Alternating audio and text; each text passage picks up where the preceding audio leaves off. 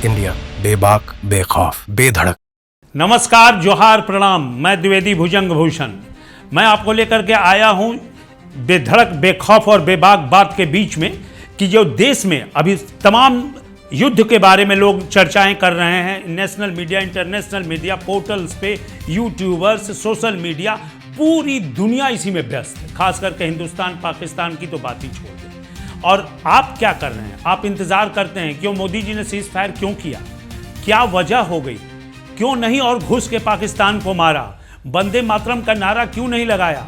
अरे भाई साहब, आप क्या कर रहे हैं राष्ट्र के लिए, ये सोचने की सबसे बड़ी बात है। टर्की, अजरबैजान, ईरान, चाइना, सबों ने आपके दुश्मन देश के साथ खड़ा हो गया और सभी ने आतंकवादियों के साथ खड़े हो गए। और आप उन देश के लिए क्या कर रहे हैं? आपको मालूम है, टर्की के कैलविनिया एविएशन ने उसको पूरी तरह से भारत में अपना बिजनेस फैला रखा है। 75,000 कर्मी यहाँ काम करते हैं, करोड़ों डॉलर का टर्नओवर है। लेकिन आप देश को उसका कॉन्ट्रैक्ट आने वाले समय में कैंसिल करना चाहिए। और आप सबों देशवासियों को भी अपना इन देशवासियों के खिलाफ जितना भी हो सके मुहिम चलाना चाहिए, क्योंकि इनकी आधा से अधिक जो भी है ना टर्नओवर टूरिज्म का, वो हमारे देश से चलता है। याद रखें, ये हमारे ही खाते हैं और हमारे ही पीठ में छुरा घोंपते हैं। अभी आप चलते हैं हम 22 अप्रैल को जो 27 निरीह व्यक्तियों की हत्या हुई पाक संपोषित आतंकवादी संगठनों द्वारा, और 23 तारीख से 5 मई तक पीएम, एनएसएस, सीडीएस, तीनों सेना प्रमुख और रक्षा मंत्री के बीच तमाम अलग अलग गोपनीय स्थानों पर 47 बैठकें की गई। अब पूरी बात को समझिए। और अटैक का 3 प्लान बनाया गया, प्लान ए, बी और सी। 5 मई को विदेश मंत्रालय ने पूरी दुनिया को, संबंधित देशों को सूचित कर दिया कि आतंकवादियों को हम मारेंगे, पाक में घुस के मारेंगे, एट एनी कॉस्ट मारेंगे। इसके लिए आप लोग ना, ये तिथि और दिन हम सुनिश्चित करेंगे। तो उन्होंने सुनिश्चित किया 7 को भारत ने अटैक किया। और अटैक से ठीक 2 घंटे पहले प्लान ए के तहत अटैक करना था, उसको टर्नओवर करके प्लान 2 कर दिया गया, बी। प्लान बी के तहत अटैक किया गया, क्योंकि अगर प्लान ए इतने दिनों में कहीं लीक हो गया हो तो प्लान बी को अटैक किया गया। और प्लान बी पूरी 100% सक्सेस रहा। सभी देश जो यहाँ पर खड़े थे, पाक सेना पर जब हमला हुआ तो उन्होंने, सभी देशों ने कहा कि हम भारत के साथ खड़े हैं, आतंकवाद के मुद्दे पे भारत के साथ हैं। और भारत के साथ रहने के बाद 8 मई को सुबह में पूरी दुनिया जो है वो हैरान और पाकिस्तान हलकान हो गया। उसके बाद क्या हुआ? शुरू हो गया इंटरनेशनल मीडिया का परसेप्शन का खेल। और यही दौर में आप देख लीजिए कि जिस तरह से परसेप्शन के पहले मैं आपको एक चीज़ और बता देता हूँ कि डीआरएफ, हाफिज सईद, मसूद अजहर, सैयद सलाउद्दीन, ये तमाम आतंकवादी जो अभी बचे पड़े हैं लोग, इनको अभी भी भारत से भय है कि भारतीय सेना या भारतीय रॉ एजेंट कभी भी घुस के मारेंगे। और मैं आपको दावे के साथ कह सकता हूं कि जिस तरह की तैयारी है भारत की, आने वाले समय में इन्हें मारा जाएगा। सीज फायर कहीं आड़े हाथ नहीं आएगा, क्योंकि आतंकियों को मारना ही इस युद्ध का, इस नैरेटिव का उद्देश्य यही था। ये नैरेटिव ही था कि उन्हें मारना है। अब इंटरनेशनल मीडिया में देखिए, टेलीग्राफ, उसने लिख दिया कि राफेल को गिरा दिया गया। JF-17 ने पाक का जो चाइना से लिया था $250 मिलियन की कीमत वाले राफेल को मार गिराया। भारत में 36 राफेल हैं। कितने राफेल अभी बचे हैं उसका आकलन किया जाना चाहिए। और कहाँ मारा गया? सीमा से 300 किलोमीटर की दूरी पे अंदर में मार दिया गया। और इस खबर की पुष्टि ब्लूमबर्ग ने भी किया।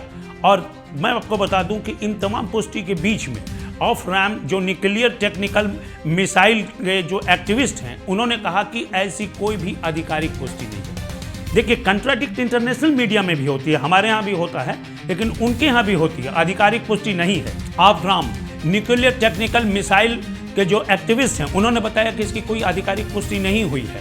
भारत की वायु सेना आगे क्यों नहीं बढ़ी, इसकी दूसरी वजह थी। उन्होंने बताया कि चीन ने अचानक, जो एक तरफ से कह रहा था कि आतंकवाद का विरोध करेगा, और परोक्ष रूप से जब सामने आने लगा वो धीरे धीरे, तो चीन के जो वेपन्स थे, वार के प्रोसेस थे, या वेपन्स के जो कैपेसिटी थी, उसका हम लोगों ने जायजा नहीं लिया था।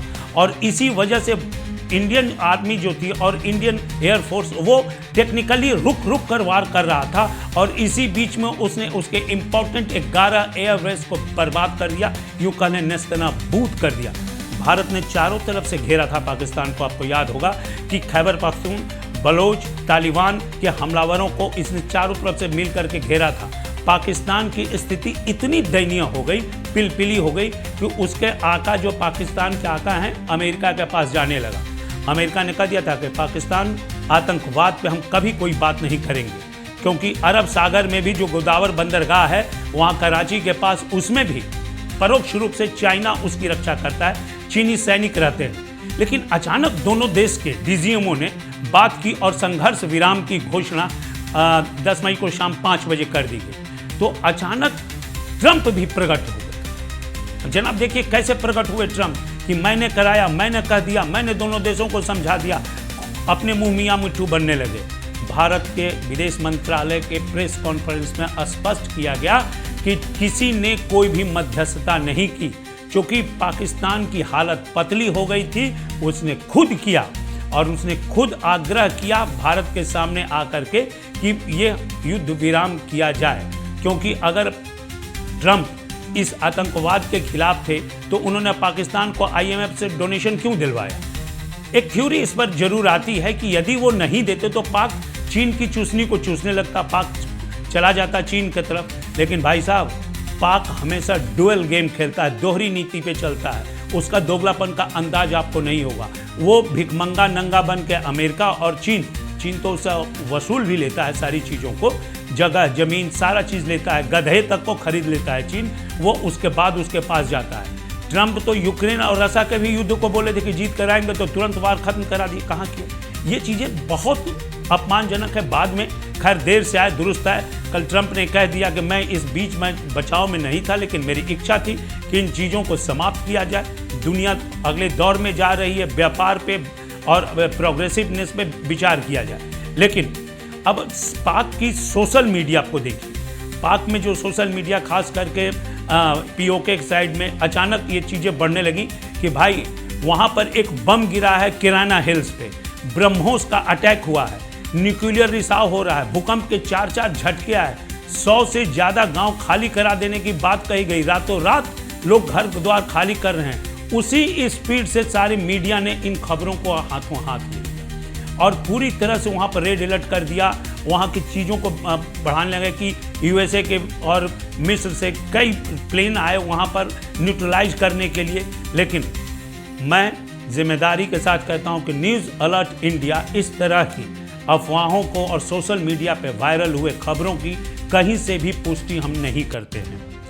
और इसी वजह से आप देखिएगा कि वहाँ पर जो यूएसए का प्लेन आया था, मिस्र और रूस का, मिस्र से एक प्लेन आया था जो रूस का बना हुआ था EGY 1916। इन दोनों देशों के जहाज़ ने न्यूक्लियर एक्टिव रेज को बोरोन से छिड़काव करके ख़त्म करने वाले जहाज़ थे। और बोरोन जो नील नदी के डेल्टा में मिलता है, चूँकि जब परमाणु बम फटता है तो न्यूट्रॉन निकलता है और न्यूट्रॉन को डीएक्टिवेट करने के लिए ये बोरोन काम में आता है। और इसीलिए वहाँ जैसा ही हुआ, क्योंकि अब परमाणु बम आप हल्के में मत लीजिए, हिरोशिमा नागासाकी वाली बात नहीं है। अब परमाणु बम जब ब्लास्ट करेगा तो हिरोशिमा और नागासाकी से 1000 गुना ज़्यादा पृथ्वी बंजर हो जाएगी, समूल नाश हो जाएगा सब प्राणियों का। आप उसके बाद आने वाले जनरेशन में जो बच जाएंगे उनके मांस और चमड़े गल के गिरने लगेंगे। इसीलिए कहा जाता है कि परमाणु बम का युद्ध नहीं करना चाहिए। और कहीं ना कहीं ऐसे रिसाव की खबर आई तो इसके बाद पूरी दुनिया एक्टिव हो गई। यद्यपि कि खबर पाकिस्तान में सबसे पहले आई, पाकिस्तान अपने आप को रिपैच नहीं कर पा रहा था, अपने आप को रिकवर नहीं कर पा रहा था, क्योंकि उसके आर्मी, उसके नेवी और उसके जो एयरफोर्स सारी तरह से ध्वस्त, उनको समझ में नहीं आ रहा था। और ब्रह्मोस भारत और रसिया के ज्वाइंट के लिए बना हुआ है, ज्वाइंट ऑपरेशन में किया करने के लिए बना हुआ है, उनके ज्वाइंट एफर्ट से भी बना हुआ है और दोनों देश के अलावा कोई से इस्तेमाल नहीं करेगा, ये भी उन लोगों के एग्रीमेंट में है। और ब्रह्मोस के मार का कोई विकल्प नहीं था, जिसकी वजह से यह पाकिस्तान पूरी तरह से गड़बड़ा गया। हालांकि कई देश, अभी इजराइल भी कह रहा था कि F-35 इंडिया खरीद ले, क्योंकि नई जनरेशन का जहाज बहुत सारे देशों ने खरीद के रखा है। लेकिन यहाँ तो राफेल और जनरल इंडियन मेड जो भी जहाज़ें हैं और मिसाइल हैं, उसी से पड़ोसी तो त्रस्त है। हमें उसकी ज़रूरत अभी नहीं है, उसकी ज़रूरत तब होगी जब मुझे चाइना से दो हाथ करना होगा। हम विश्व गुरु बनने का दावा करते हैं, लेकिन हमें गुरु घंटाल नहीं बनना है, वास्तव में विश्व गुरु बनना है और उसके लिए शांति का संदेश भी देना है, क्योंकि बुद्ध और गांधी का भी ये देश है। हमारे प्रधानमंत्री बार बार कहते हैं, प्रधानमंत्री ने यह भी कहा कि सिंधु नदी समझौता स्थगित है तो रहेगा और उसके अलावा किसी भी आतंकवादी घटना को एक्ट ऑफ वार समझा जाएगा, यानी कि सीज फायर जो है अभी कौमा है, पूर्ण विराम नहीं है।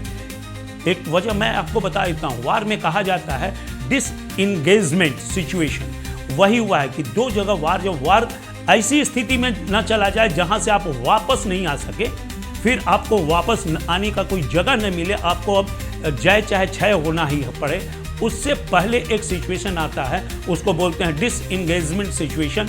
और ये सिचुएशन आ चुकी थी, उसी पे पाकिस्तान की तरफ से पहल हुआ और भारत ने उसे एक्सेप्ट कर लिया, और यही जो है सीज फायर की मूल वजह है।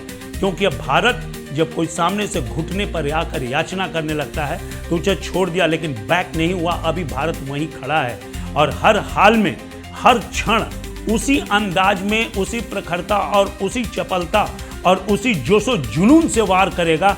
अभी कोई भी आतंकी घटना हुई या पाकिस्तान कोई हरकत किया, ये विश्व की परवाह नहीं करेगा। परमाणु बम के युद्ध से पूरे विश्व को क्षति होगी और पूरे विश्व ही चिंतित है, इसलिए उसका नहीं होगा, क्योंकि हर जहाज पर अरब सागर में ब्रह्मोस, 7 ब्रह्मोस रखे हुए हैं, पाकिस्तान और चाइना को भी मालूम। तो मैं आपको ये बता दूं कि और जैसे ही हम इस तमाम चीज़ों को विराम देते हैं, लेकिन इसे पीछे की जो चीज़ें हैं, लोगों का मनोबल टूटता है। इसी के लिए पिछले दिनों तिरंगा यात्रा किया गया, एक नैरेटिव सेट किया गया, प्रधानमंत्री और रक्षा मंत्री जवानों के बीच भी गए, उनका मोराल बूस्टअप किए और हम सारे इंडियंस उसका मोराल बूस्टअप कर रहे हैं। एज ए इंडियन, एक भारतीय होने के नाते हमें इस युद्ध में हमने क्या योगदान दिया और किस छोटे से भी क्या योगदान दिया, इसके लिए आप जरूर सोचेंगे, ना कि टेलीविज़न और सोशल मीडिया पर ट्रेंड क्या चल रहा है उसको देखने के अलावे। आपकी भी जवाबदेही उतनी ही है जितना वहाँ देश के सीमा पर खड़े एक सैनिक की है। जय हिंद।